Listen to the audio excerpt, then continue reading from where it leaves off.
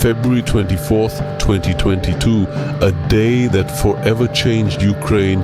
Every city and village, every family and business found themselves under the blows of war.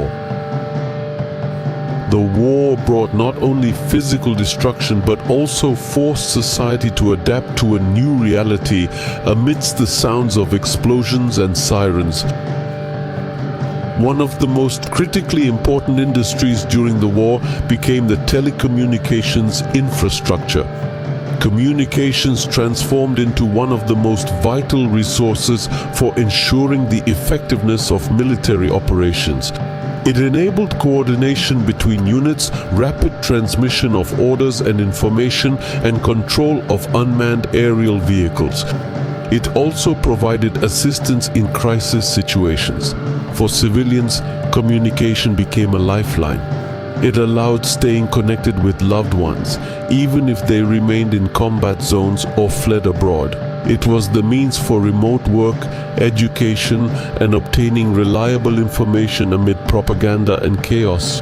Telecommunications sector workers realizing they worked in new, dangerous conditions, restoring networks under fire, setting up power sources for nodes, and despite profit losses from fewer clients, kept working for the country.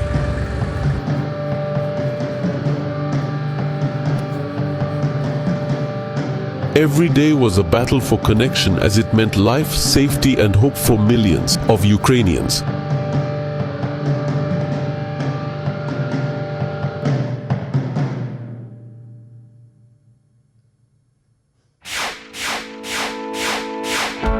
Our story's heroes are on the front line of Ukraine's battle for communication. An ISP director from Kramatorsk providing connection for the community and soldiers since 2014 under constant shelling. A representative of a distributed internet traffic exchange point, One uniting main operators to improve internet efficiency, connectivity, reliability, and accessibility. A People's Deputy heads committees on digital transformation, defense, and cybersecurity. Director of Ukraine's top fiber supplier for telecoms and head of the Internet Association of Ukraine, which includes hundreds of electronic operators. He oversees the 1X network, crucial for many telecoms and businesses, and manages central and southern regions, some recently liberated from occupation.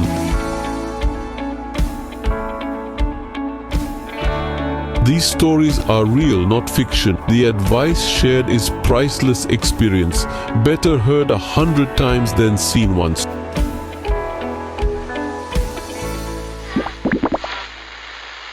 Friends, I understand that right now it may seem like the war is far away in Ukraine and that it won't reach you. I get that it might feel like if missiles start flying outside your window and you hear machine gun fire, communication will be the last thing on your mind. But in reality, no, communication will be the first thing you think of because you'll want to know where your loved ones are and what's going on. Connectivity will be the first thing you remember as an operator because it will be your weapon, what you'll use to defend yourself and your country. In fact, in February 2022, we also found ourselves without communication. Our employees were scattered across Ukraine and were out of touch.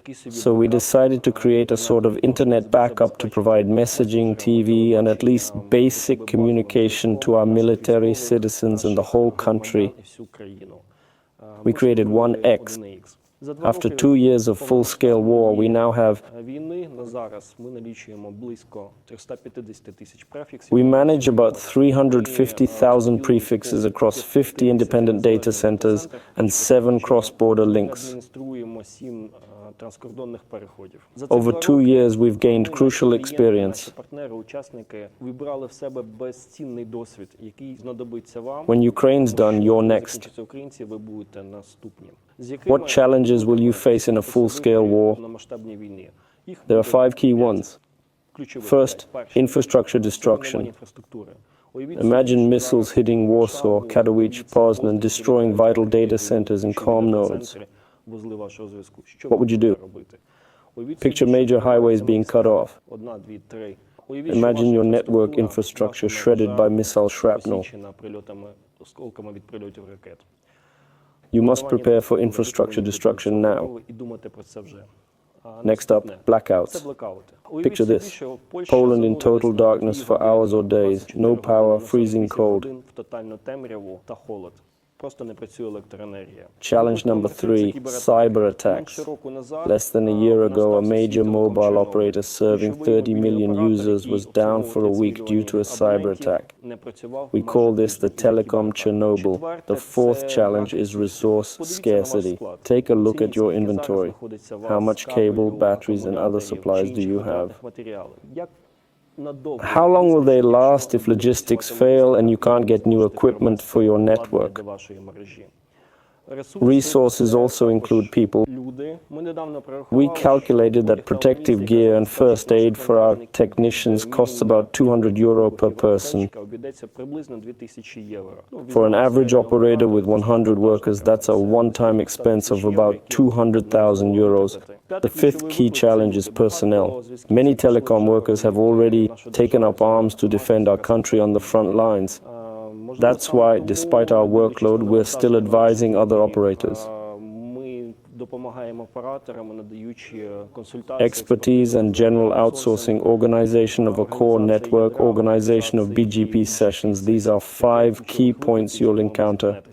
We'll focus on our bread and butter, on traffic and how to secure your backbone networks and connectivity. If you're located in a regional center, we recommend organizing inclusion in at least 3 key data centers and ensuring communication between these data centers via your network or a rented line, so they're completely independently administered. If you're not located in a regional center, then please organize connections to at least 3 major operators.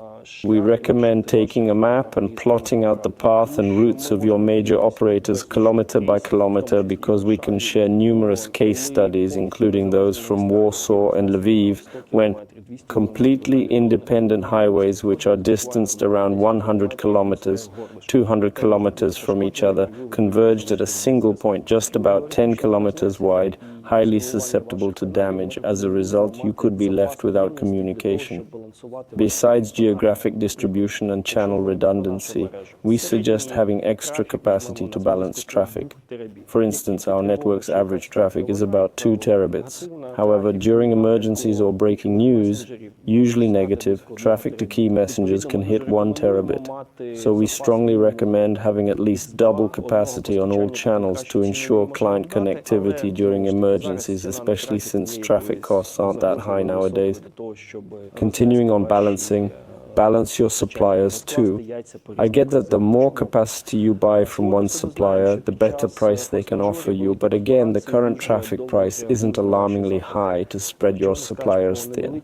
We know from experience that during major events, big corporations are slow to respond to requests, unlike small local providers.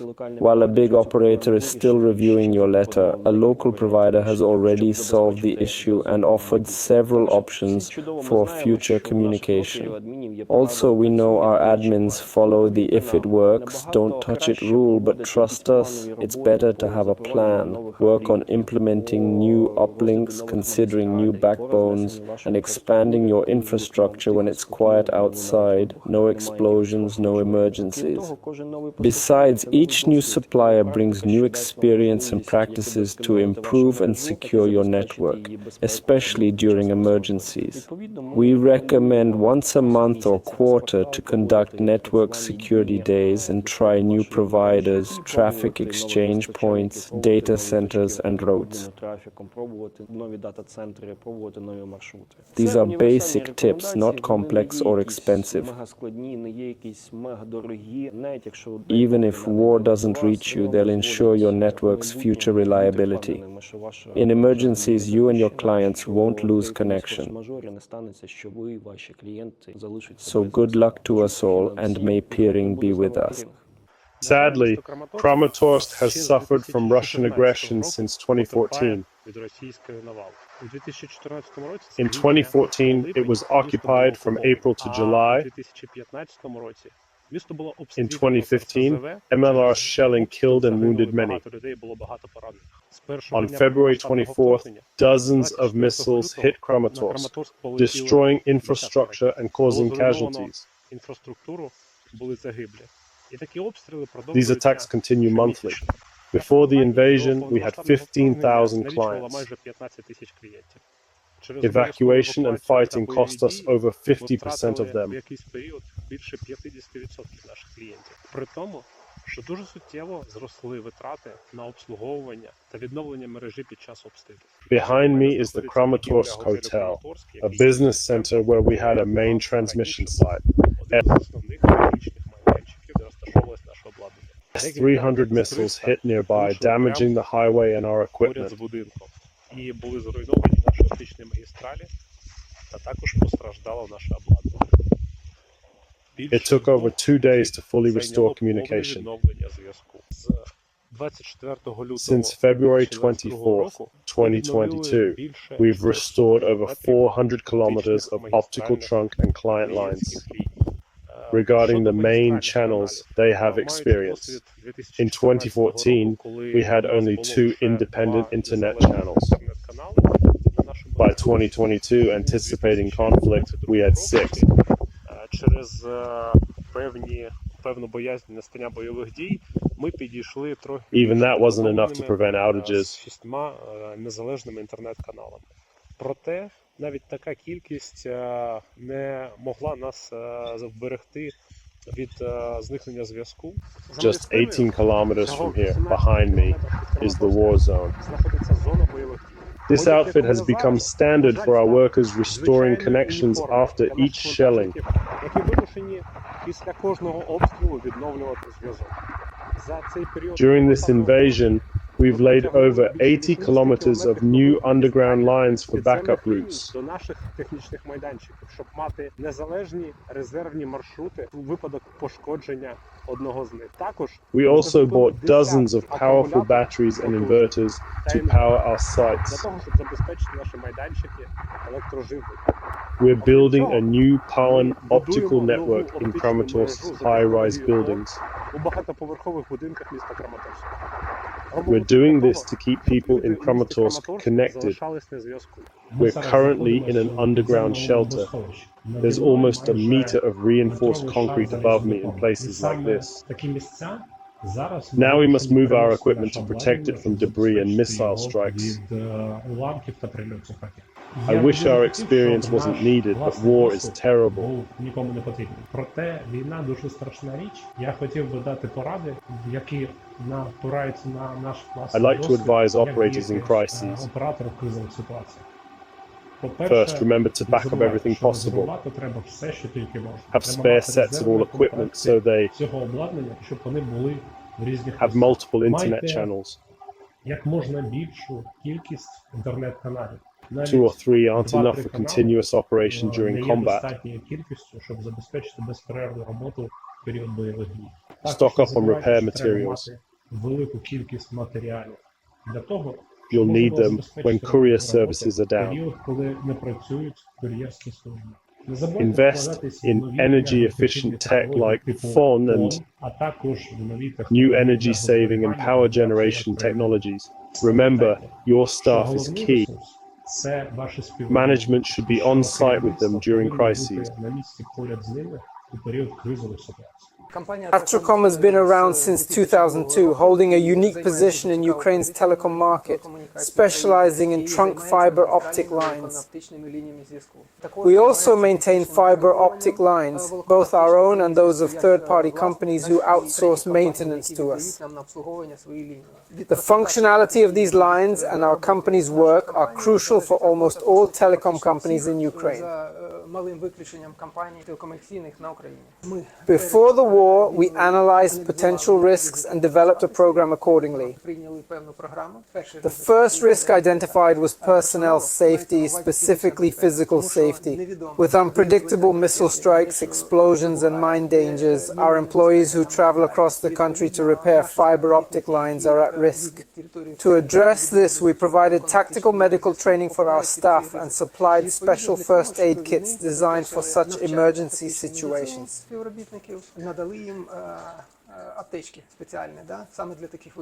We've equipped our staff in shelled areas with helmets and body armor. Another risk we faced was personnel loss due to mobilization. Companies like Atracom are crucial for the state's functionality, so to speak, and employees maintaining the main fiber optic system must remain at their work locations. Reserving staff was necessary, though we faced booking issues which were gradually resolved for our company. The third risk is deliberate blackouts, meaning power outages at telecom infrastructure sites. To mitigate this, we already had and bought more generators, building up our stock.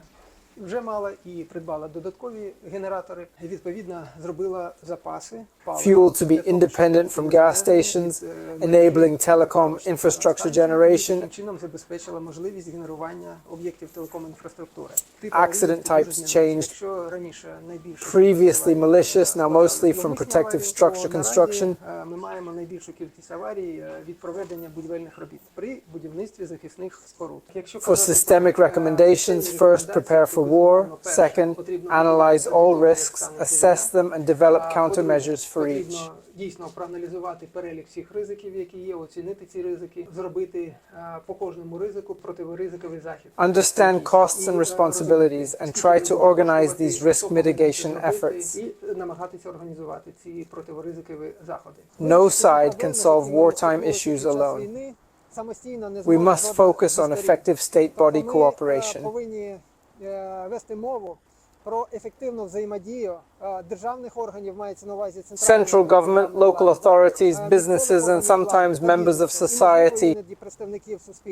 The main things that have been resolved are the issue of reservations with relevant resolutions that change over time but still exist, and reservations can be made. З часом змінюються, але все ж таки вони є і бронювання можливо робити. There's also the issue of passes needed from each regional administration to travel between regions during curfew, which has also been introduced in our country. During this time, companies and networks critical to the state were identified, meaning critical companies were designated. This definitely needs to be done, and the sooner the better. It's also possible to issue orders from the National Network Management Center that require electronic communications providers to maintain service for a certain number of hours during power outages. These are essentially new standards for new conditions. I am the head of the linear department of one Axe company in the Kiev region, responsible for the operation of the main and distribution network in this area. We have high-speed transit trunk channels for telecom operators in the center-south direction and a distribution network for businesses and home users. Since the war began, we faced severe issues with the functioning of the main communication lines, which were due to the fact that the regional switching nodes, where major ISPs and mobile operators were located, suffered enemy missile strikes, resulting in the infrastructure being fully or partially destroyed. Also, during enemy offensives with heavy artillery, everyone helped build defenses.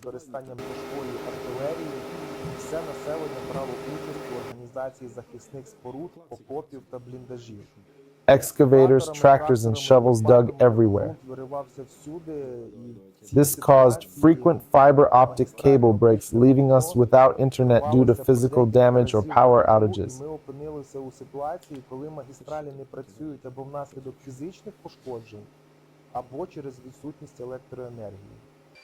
To ensure network reliability, we decided to relocate and duplicate all main trunk sites.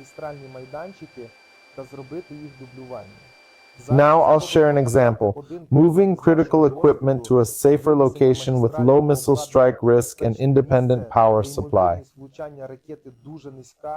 і де ми повністю незалежні від наявності електроенергії.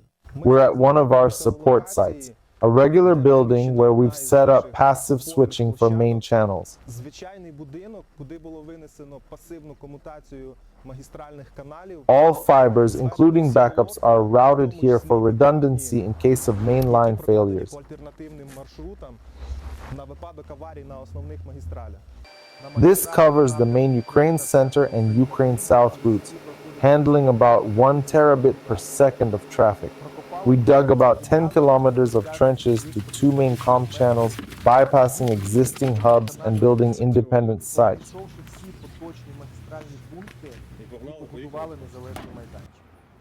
We also moved some equipment here. This includes active gear that survived missile strikes, with the rest at similar locations. With no playbook for this situation, we've had to make all decisions on the fly to keep these sites running.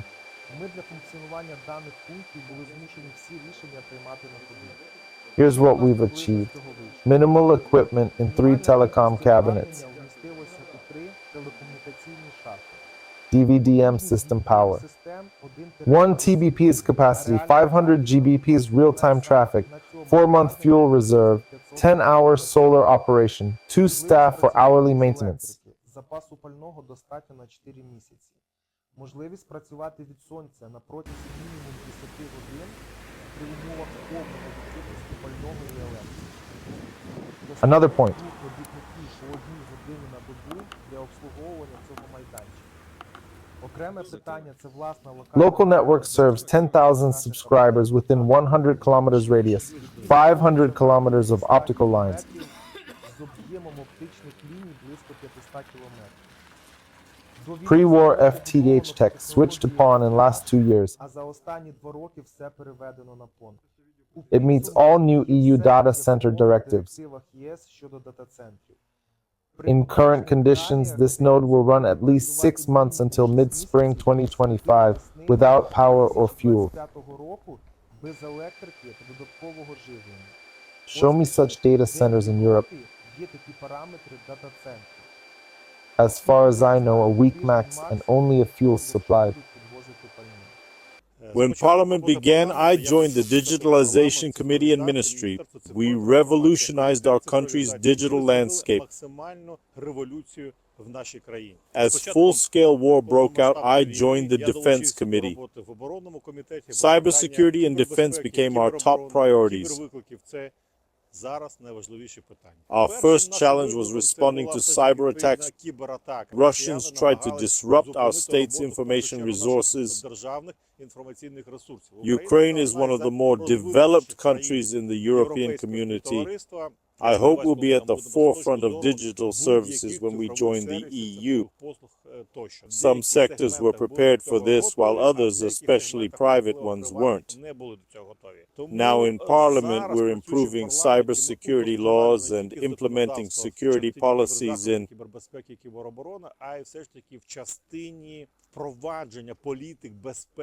state institutions have felt kinetic attacks on our energy infrastructure.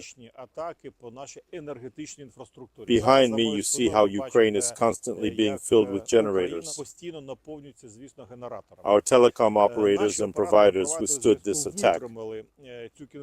Some stopped working, but most, especially small and medium businesses, continued operating. Why? Firstly, it's due to the presence of a robust triple redundancy system. Power is supplied via batteries, primary and backup generators. We have multiple redundant terrestrial communication channels and a large number of telecom operators, over 2,000. Thanks to this, I don't recall fixed communications for Ukrainian citizens ever disappearing completely. The growing number of operators in Poland will help withstand any future blackouts or kinetic attacks. Firstly, and secondly, I'm not sure about Polish law, though I've studied it. We could share our cybersecurity experience as we're now adopting a centralized body to shape security policies for state institutions. We're implementing risk-based management and the NIS2 directive, improved by our experience. No country in Europe has faced cyber attacks like ours. Now almost every Ukrainian is fighting. It's tough to maintain electronic communications, but we've reserved key technical staff, specialists, and emergency teams. This keeps digital comms and operators working during the invasion, but our military personnel are dwindling.